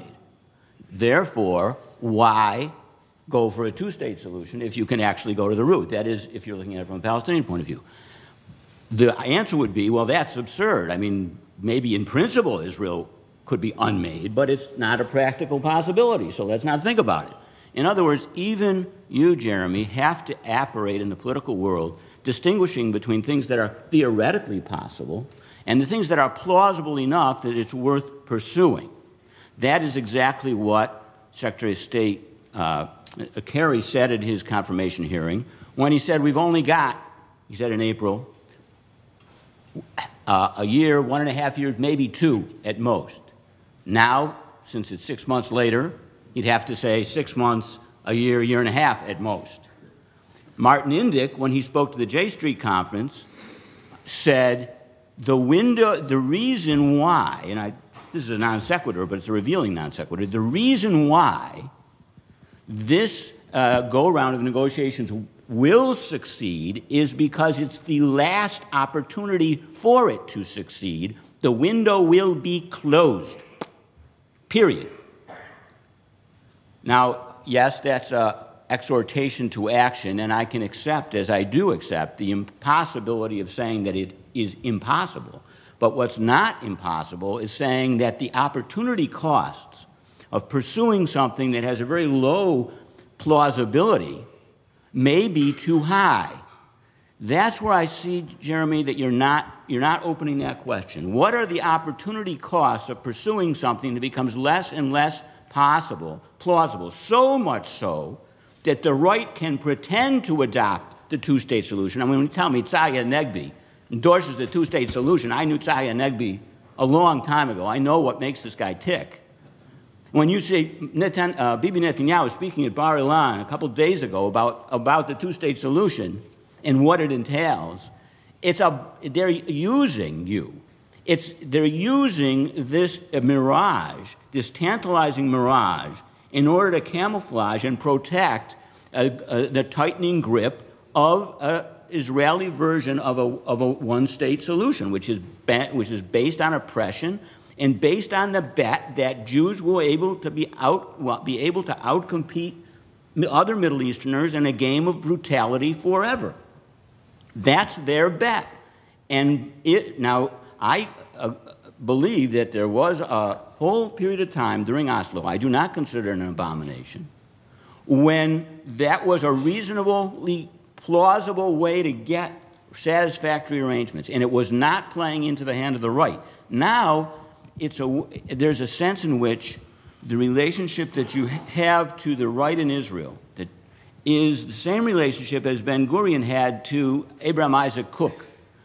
Abraham Isaac Cook was the intellectual godfather of Gush Emunim, came up with the idea of mystical Zionism, Messianic Zionism. When he looked at Ben-Gurion and the other apikorsim, the sinners, the Jews who wear short pants, had premarital sex, and didn't eat kosher food, he said, it's okay, they're doing God's work. We will inherit their objectives, and we will bring the Messiah and rule over the entire land of Israel. Of course, Ben-Gurion thought that actually it was him who was playing the rabbi. We can see who won in the end. But right now, Jeremy, you have to be aware of the possibility that you're being played in this way. And the way you have to become aware of that is to be able to say out loud, there are certain circumstances in which I will judge that the opportunity costs of continuing down this line are too great. And when I hear you say, under no circumstances will I ever give up, that really does open up the opportunity of permanent exploitation by the other side. I'm going to close with this remark with a joke that I think really does capture why these negotiations are going on. It's actually the last scene of Annie Hall. So here, at the last scene of Annie Hall, Woody Allen gets in front of the camera and he tells a joke. And this is what he says. This guy goes to a psychiatrist and says, Doc, my brother's crazy. He thinks he's a chicken. And the doctor says, well, why don't you turn him in? And the guy says, I would, but I need the eggs. Well, I guess that's pretty much how I feel about relationships, says Woody. You know, they're totally irrational, crazy, and absurd, but I guess we keep going through it because most of us need the eggs. Now, every protagonist in this relationship, and that is in these negotiations, the United States government, the peace industry, the PA, and the current right-wing Israeli governments are getting eggs out of this negotiations. It's got nothing to do with actually getting a solution. And again, I have yet to hear anybody answer what I call the Thetford problem. The Thetford problem, I used to live in New Hampshire, and it's a very crazy kind of system of roads and mountains and rivers, very old. So somebody's lost driving around trying to find Thetford, which is in Vermont. So he asks a local, how do you get to Thetford? The guy stops him and says, well, you can't get there from here. It's not that we can't imagine a there. It's just that you don't have outlined, this is how we're going to get through it. You talked about the Russians, the transformation of Israeli society. Yes, maybe the election goes this way or that way within a very narrow range and a bizarre image of what the two-state solution really means. But from a political, cultural point of view, Israel's got to go through a much more fundamental transformation, in part because of the immigration of hundreds of thousands of immigrants from the former Soviet Union. We have some responses. You've provoked your colleagues. Ian, if you keep this up, we're going to start charging attendance. Go ahead. I just wanted to respond to what Tom raised earlier about the question of the myth of U.S. vital national interest. Can you hear me? Okay. What I said, or what I meant to say, if I didn't say this, then I must have misspoke, is that the myth is that it's a vital national security interest. We over-exaggerate the extent to which the United States is going to commit itself to changing the situation.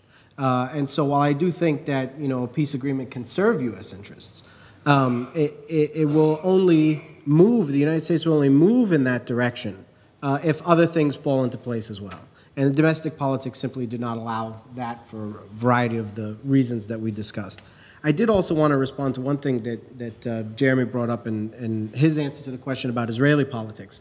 I did not see the election this year as a move of Israel to the center. Actually, I saw it the exact opposite way. I saw it as a shift to the right, a stark shift to the right. And I think when you look at the breakdown and you look at the numbers, they really only point to that fact. Israeli politics is about getting to 61.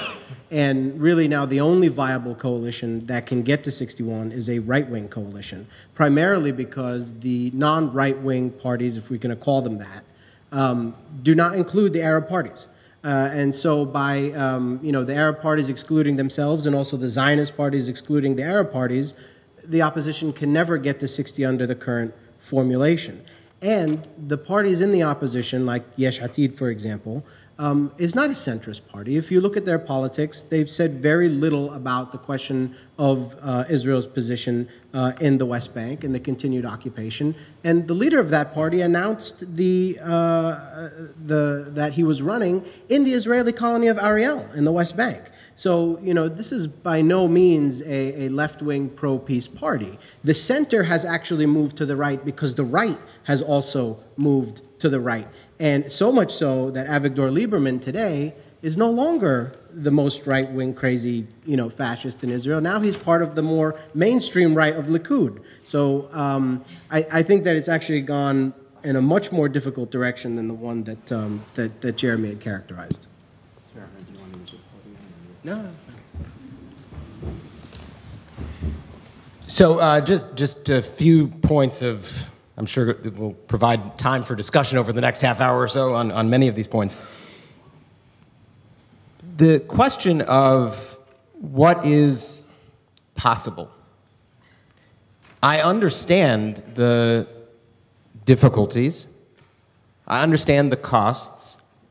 But what I don't hear from Ian and I don't hear from folks who put forward the one-state scenario is the road that they would pursue.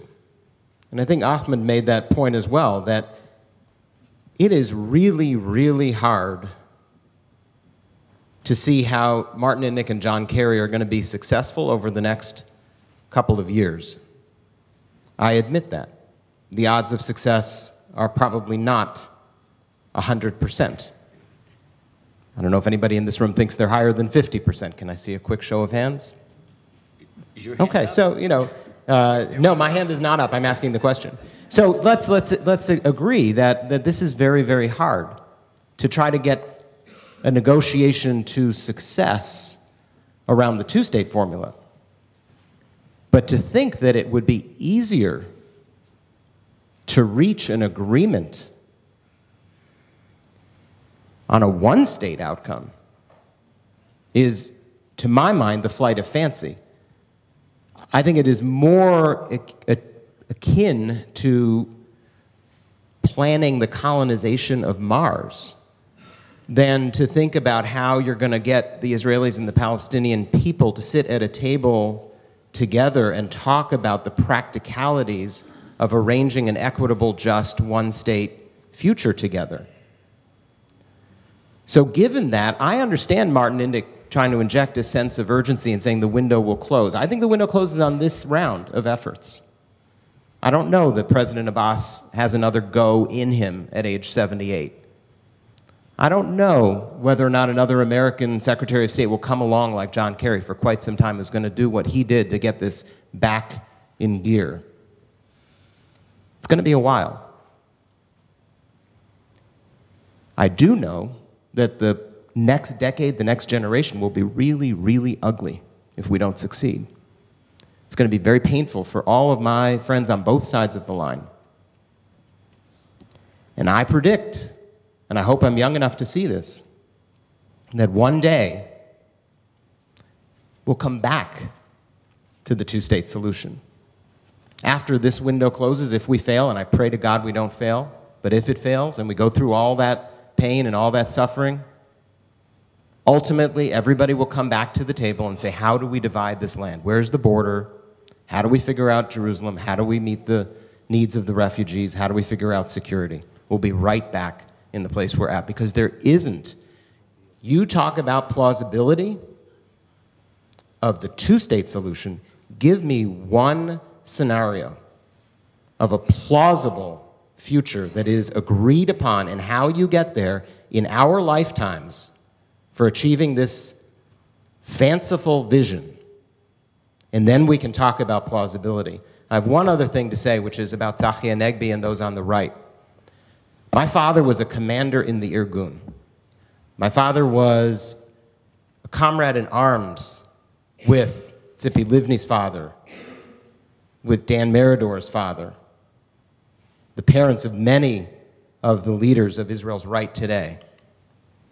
I understand the right-wing mentality too. I grew up in it. I defended it. But there comes a point, and it has for Dan Meridor, it has for Tzipi Livni, it has for Tzachi Hanegbi, when you realize that the only way to ensure the thing that does matter to all of us, which is the survival of a national Jewish home, is some form of compromise. You can't have it all. And that recognition from the center-right is the single most important reason for optimism that there is a hope, because the confluence of Israelis saying it is in our national self-interest and knowing that Palestinians believe it is in their national self-interest, that this is the way to fulfill their national aspirations, that is where the hope lies. As long as there are people on the center-right in Israeli politics willing to stand up and say that and work towards that end, they need to be embraced and not scorned.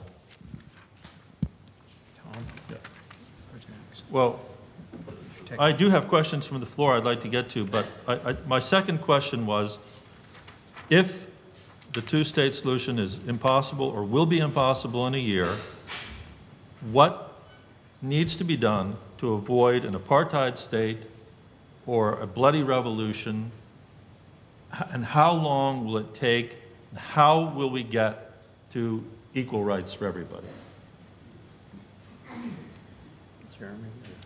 At this point, we can't avoid an apartheid state because we have one. And I would argue that we've had one since 1948. I don't think it's been about 1967. An apartheid state, by definition, is a state that uses systematic human rights abuses to empower a particular demography based on race or ethnicity or what have you. I think that's been the case since the creation of the State of Israel. By virtue of its denial of allowing refugees to return to their homes. It's used systematic abuse of human rights to maintain a particular demography as an empowered majority. That continued to be the case in 1967. That continues to be the case today. The system has only become more and more complex. And I think there's only one way to change that. And as I said in my remarks in the beginning, it requires massive pressure on the state to change its behavior. You cannot convince Israel that it should end the occupation by trying some reverse psychology about it being in its abstract interest years down the line when they see that they can very well maintain this today. They can maintain it. They are maintaining it. They've been maintaining it. Perpetual occupation has been a viable policy option in Israel and continues to be. Until that calculus changes on the Israeli end, nothing else is going to change. You know, it's funny, about 20 years ago, shortly after Yitzhak Shamir lost election, he was interviewed by a newspaper, and he said, you know, if it was up to me, I would have negotiated autonomy with the Palestinians for 20 years, and by that point, we would have had 500,000 settlers in the West Bank. All right, I'd like to take some of these questions from the floor, and some of them are for Jeremy. I'm going to try to combine them. Here's one. Netanyahu has set conditions for an agreement with the Palestinians. Number one, no return to the 1967 borders, which he considers indefensible. No return of the Palestinians of 1948 and their children, that's the refugees in the diaspora, and their children and grandchildren. And number three, Israel has to maintain a military presence on the borders of the Jordan Valley. Given those positions, how are you going to get to a two-state solution? And then there's another one that has been introduced in the last 2 years or so, in which Netanyahu has asked the Palestinians to recognize Israel as a Jewish state, which that's new. And then there are a number of questions here about the concrete facts on the ground. Here's one. There are 30+ Israeli laws that institutionalize discrimination against Palestinian citizens of Israel. Oh, this is Palestinian citizens of Israel, including laws regarding to land acquisition. Will you go on record as opposing these? And if so, what are you and J Street doing to oppose them? And all right, that's 3 that are combined. Can you take them? Happy to. Let me begin, because I must respond, Yousef. You know, I can't sit here, of course, and accept and leave hanging the notion that by definition Israel, since 1948, has been an apartheid state. I, of course, do not agree. I would share with former Prime Ministers Ehud Barak and Ehud Olmert my very, very deep concern about the future and where Israel heads if there isn't a two-state solution, and what happens in a society in which potentially a minority of Jewish residents and citizens have rights that a majority of non-Jewish residents and citizens don't have. That apartheid word has been used by Prime Ministers Olmert and Barak as a potential for where Israel is headed. To me, the national home of the Jewish people must be a state rooted in justice, rooted in treating people equally, and if that is the future, then we have lost Zionism. Then we have lost what it means to have an Israel. And so, yes, that is a national interest to me, is avoiding that future. But I don't buy that the very definition of Israel is that. I think there is a way to square being Jewish in character and being democratic in nature. In answer to the question about, do we speak out about the injustices to those within Israel who do not receive, as citizens of the state of Israel, equal treatment of the law? We do speak out on that. It's not our mission. There's an organization called the New Israel Fund that I used to work for, that is their mission. I'm a supporter of the New Israel Fund to ensure that those rights are upheld, equal rights. And I said it in my opening remarks, that the Israel that I want to fight for, and the majority of Jews around the world want to fight for, is one that upholds those rights. So absolutely, that is of deep concern. On the question of Bibi Netanyahu's conditions, what I would say is we're in negotiations. Thank goodness we got past the notion of preconditions. What the questioner articulated, borders, refugees, the question of the recognition of the character of the state of Israel, those are the topics of the negotiations. They are no longer preconditions because they are now subject to negotiation. And I think we're all familiar with, let's say, the Model Geneva Accords. We're all familiar with the Clinton parameters. We're all familiar with the ideas that are out there about how to reach a resolution on those topics. The border between these two states ultimately will hew, if there is to be an agreement, will hew relatively closely to the 1967 lines. But we all know it won't be the 1967 lines. There will be swaps. The Arab League accepted that. in May. It is United States policy under this president, and it's the common sense end to this conflict. So yes, the 1967 lines precisely will not be the border, but there will be a pretty close adherence to it, give or take a few percent, and there'll be swaps. The issue of Israel's security is a sine qua non. There won't be an agreement if there isn't a set of security arrangements that the security establishment of the State of Israel doesn't believe is sufficient. General John Allen, on behalf of the United States government, is now engaged in a separate track of negotiations with the Israelis to review every single security concern that Israel has placed on the table and to try to develop an assurance from the United States that those security needs can be met. The question of an Israeli military presence on the Jordan River is one potentially of time. Somebody said 30 years has been put out there. Other people have said 0 years. So somewhere between 0 and 30 lies a compromise that perhaps can save generations of suffering.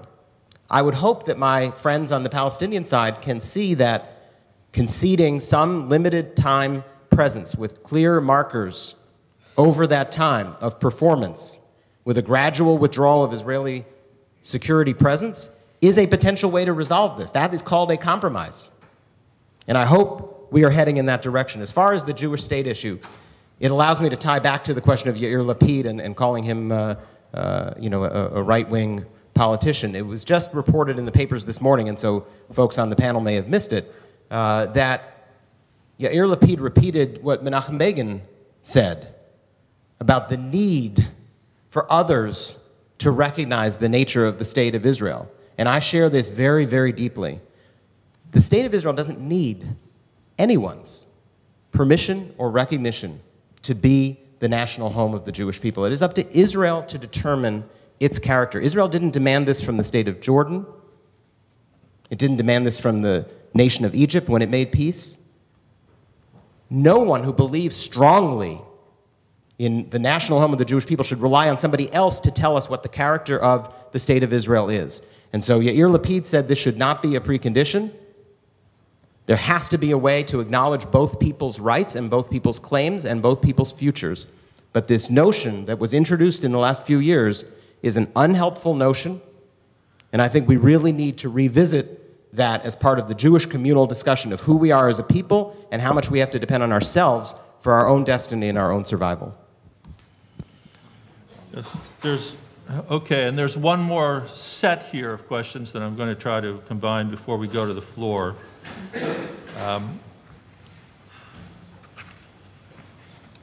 Whether we're talking about 2 states or 1, how can there be a negotiated solution if the negotiations are between a stateless, occupied people on one side and a regional superpower backed by the global superpower on the other?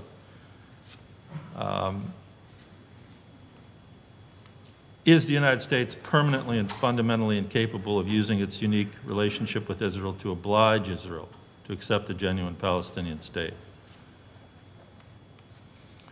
If you were an advisor to President Obama, what policies or strategies would you propose the U.S. adopt to promote a just peace in the Middle East?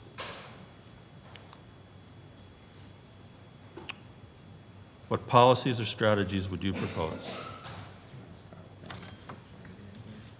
Anyone? Let's take it here. And then, do you want to go? Can you repeat?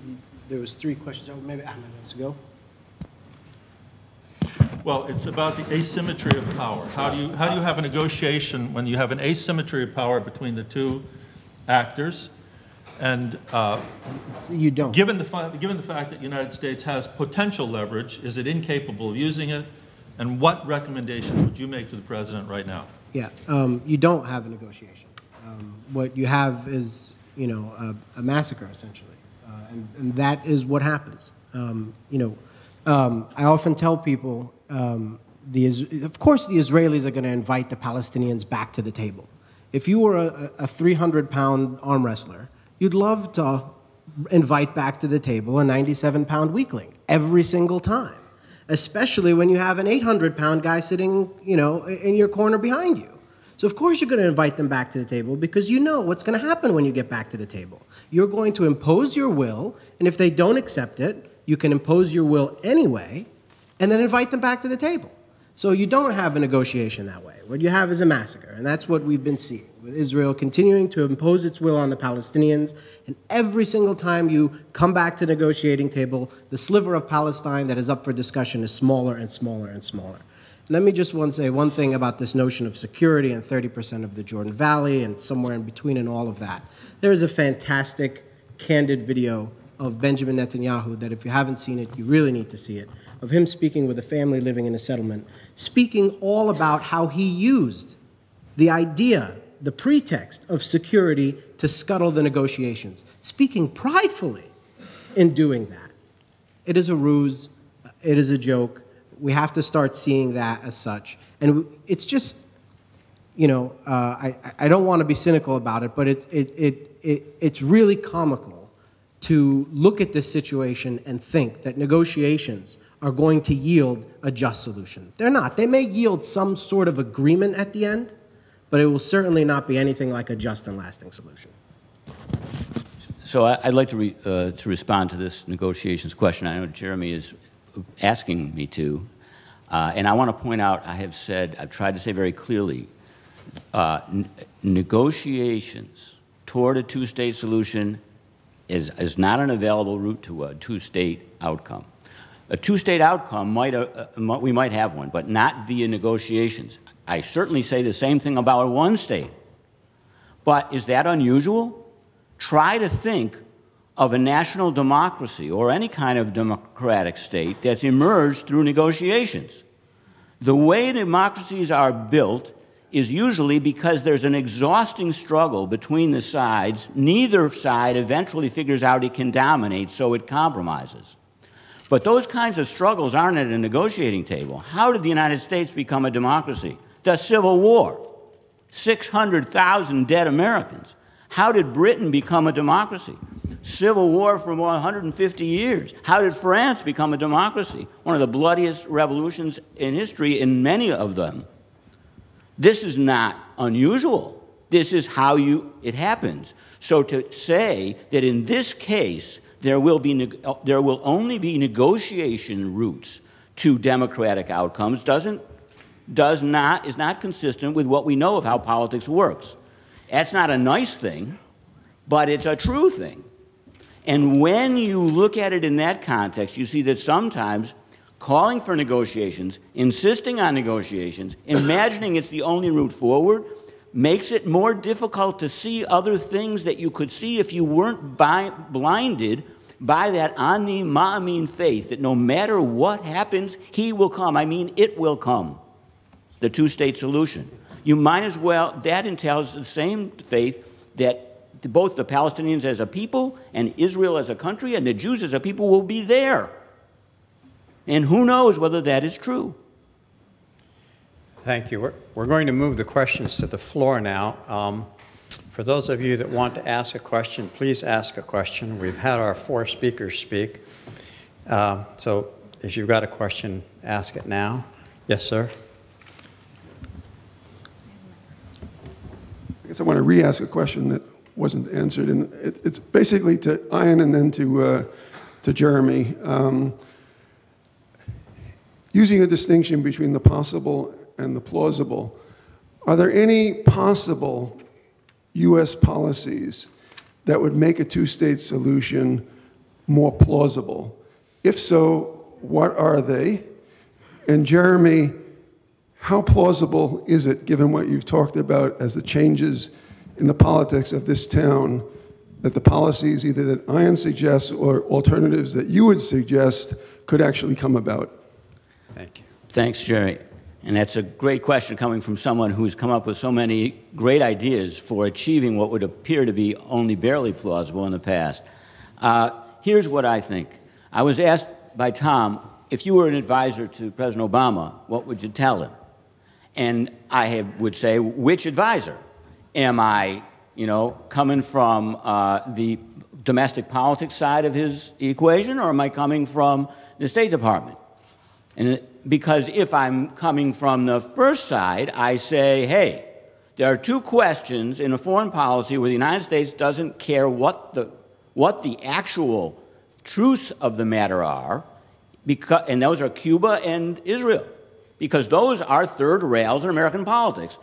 All of your agenda is at risk if you touch those third rails, so just do whatever is safe, and right now what's safe is saying there's still a chance for the two-state solution, let's negotiate. Okay, you're not a domestic advisor. Okay, now I'm a foreign policy advisor, and I say, I recognize that it would be silly for me to tell you to put the kind of pressure that Yousef Munayyer says, because you'll never be able to do it.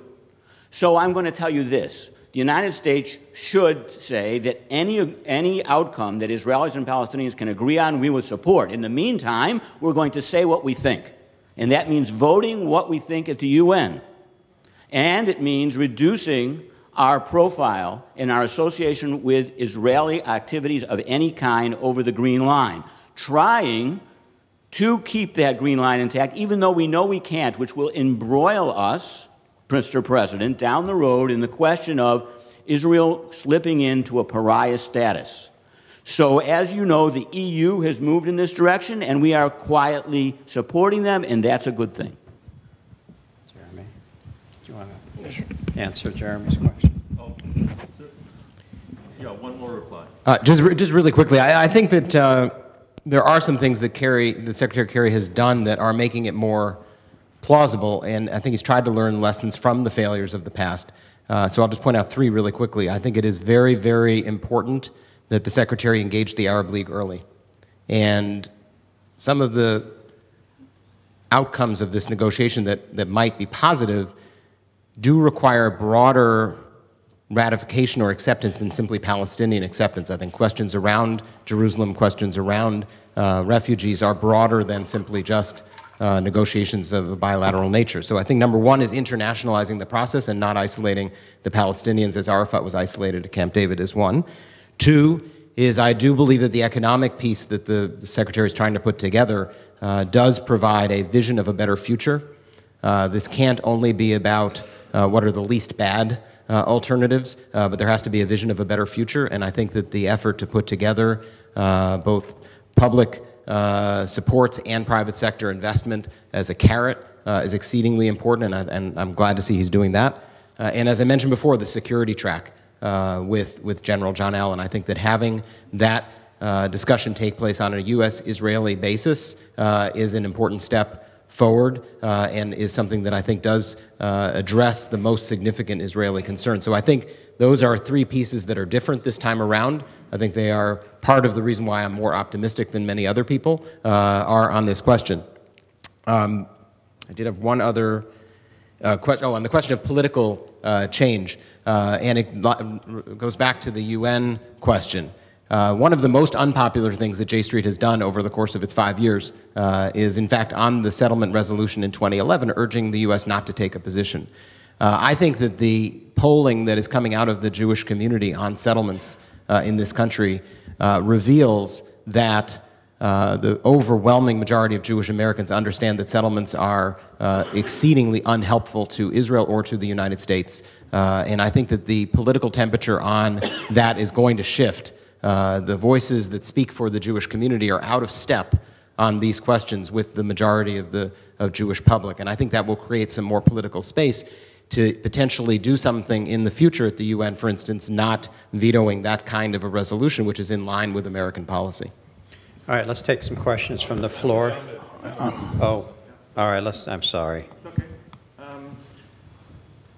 there A mic. Sorry.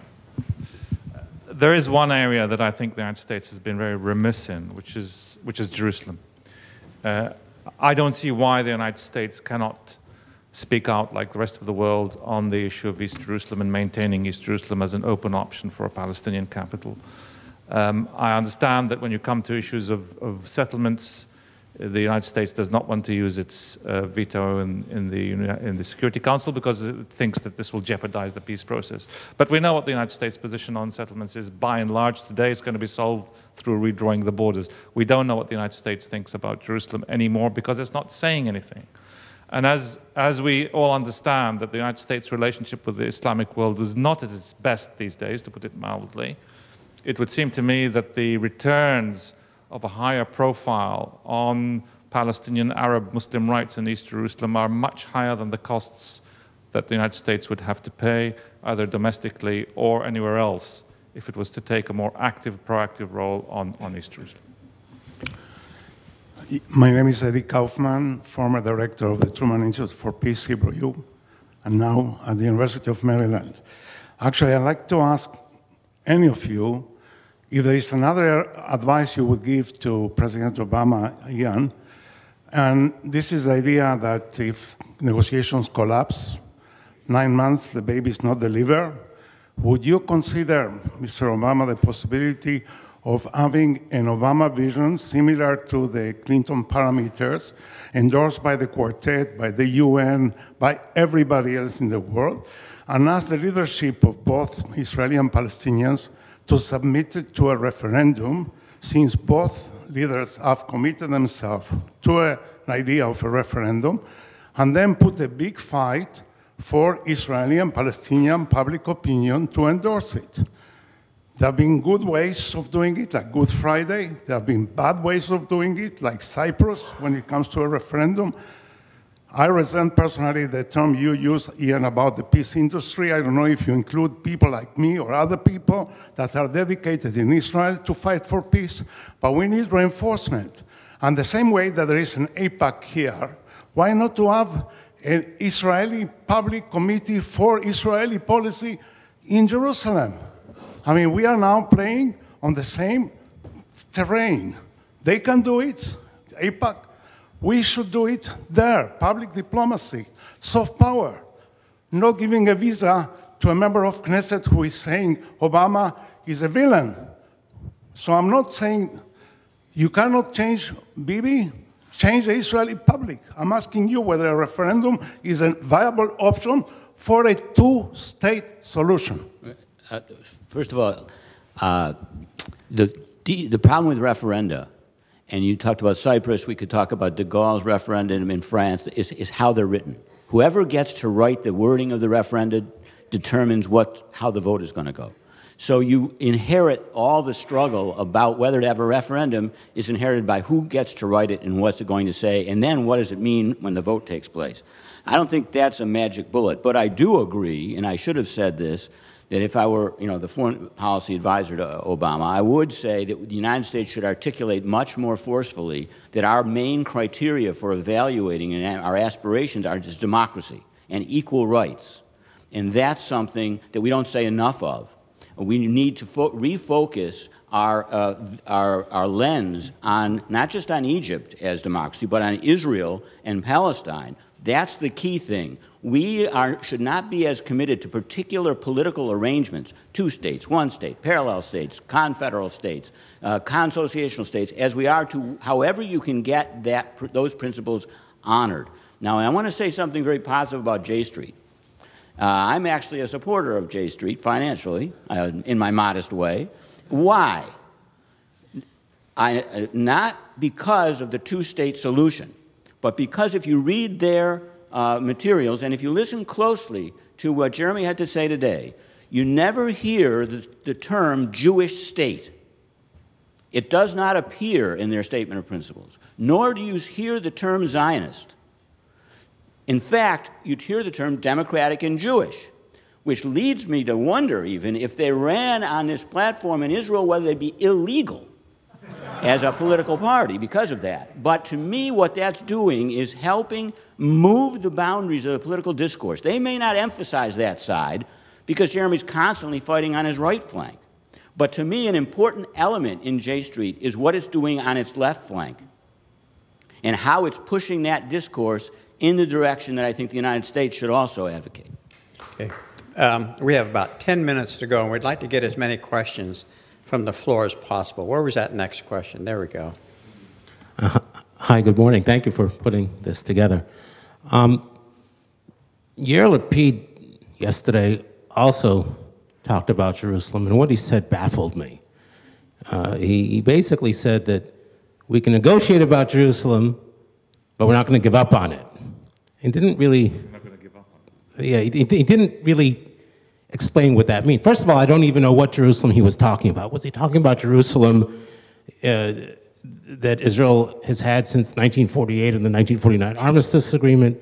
Is he talking about the Jerusalem that Israel has had since 1967?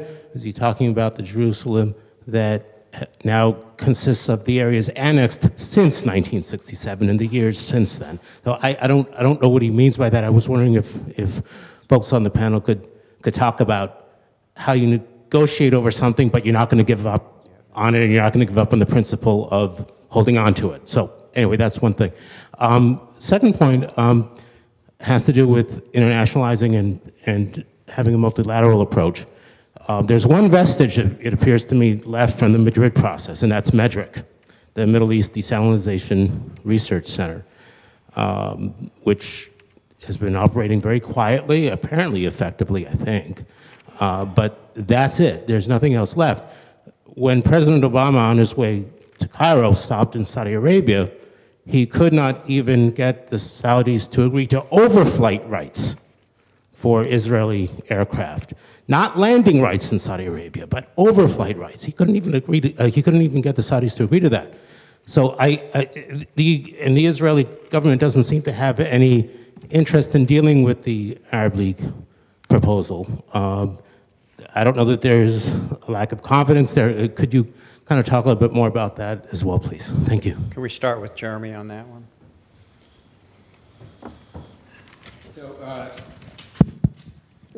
if I can, just 1 second on Ellie's proposal, which is something that I've written about myself, that I do believe that should these negotiations fail, that one important step the U.S. can do is to put out another set of parameters. And I think that the notion of putting it before the people, I don't know whether there's no mechanism to actually require a referendum, but I think putting it out there as a political choice to say this is what you say you want, take it now, forces political discussion and change. So I'm all in favor of that personally, and we'll see if we get to that point. I hope we don't.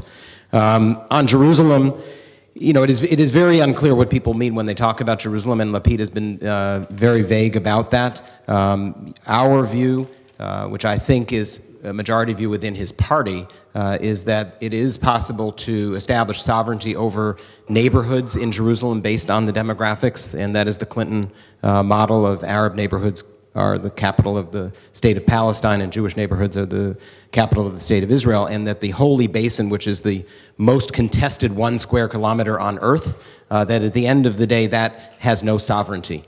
That is a place that I would say belongs to a higher authority. The most important thing that human beings can do is ensure that everybody has access to it.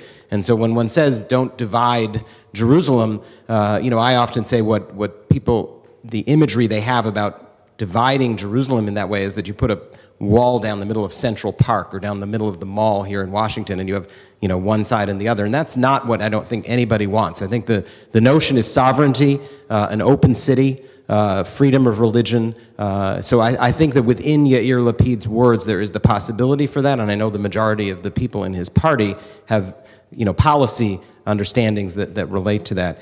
In terms of the API, the Arab Peace Initiative, I do think it's a huge missed opportunity. I don't think that overflight rights of one country is a carrot, but I think that full acceptance of the state of Israel in the Middle East for the inevitable future is a carrot. And that's what the Arab Peace Initiative offers.